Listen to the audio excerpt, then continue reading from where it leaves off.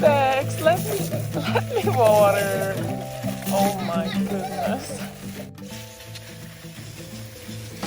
The best time to water them before the sun comes up at the morning. So during the day, the sun can warm up the soil again and the temperature can stay a little longer that way that night. Especially that night, the temperature drops a lot. Well hydrated plant has a much better chance to survive than otherwise. And at the morning, the next morning after the cold early morning, get the cold water out first, and then after that the water should be warmer than the outside temperature, so you can also water it the next morning when it's the cold coming, but make sure to let the cold water out first. Let's run out. And insulating the root system with thick mulch also definitely helps. But if you don't have the chance for mulching or thick mulching, then just try to create a microclimate to your more sensitive plants and more ultra-tropical plants. And in this case, I put the pots, like for example, the Caimito pots, it's underneath the bigger tree. And also the noni, it's pretty sensitive to cold weather, and I put it underneath a bigger tree. Now, the more sensitive ones and the more expensive plants of mine, I'm planning on putting it or in the garage or in the house. I think I might gonna put it in the house because there is some very rare plants and I don't want to lose them. If you have smaller plants yet, it's great because you can definitely protect them with fabric. Make sure to don't use any plastic onto them, right onto them.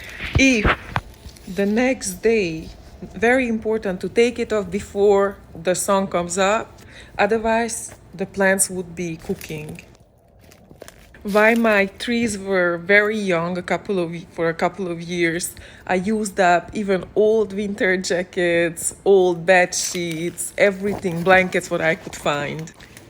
Many times, the low temperature is one thing, but the cold wind, but it does the most damage to the plants. So you kind of want to protect them.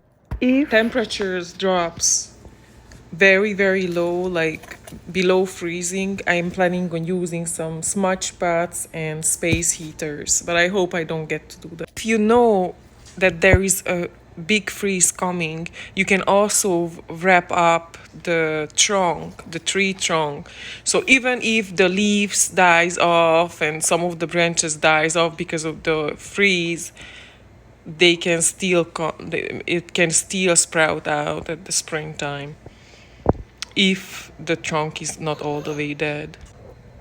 Different areas of my yard, and I'm sure pretty much everybody's yard, can have different temperatures, even in a cold night. Some of the areas are cooler, like this one. This area, this is a soursop. You see, lost all its leaves basically. Almost all the leaves are fallen off. But I have another soursop in another area of the yard, and that one is doing all right. And that's what microclimates does. And when plants are more densely planted together like a forest, they help each other.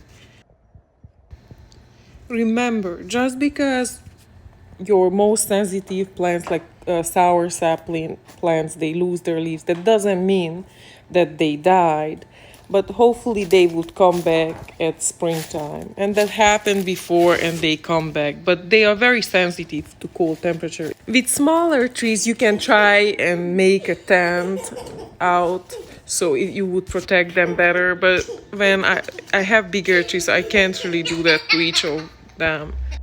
All we can do is our best, so try not to worry too much about it. Just do your best and let's hope for the best. So these are the steps I'm making to protect my trees. What are your steps? What are you doing? We can all learn from each other, and let me know what are you doing to protect your trees.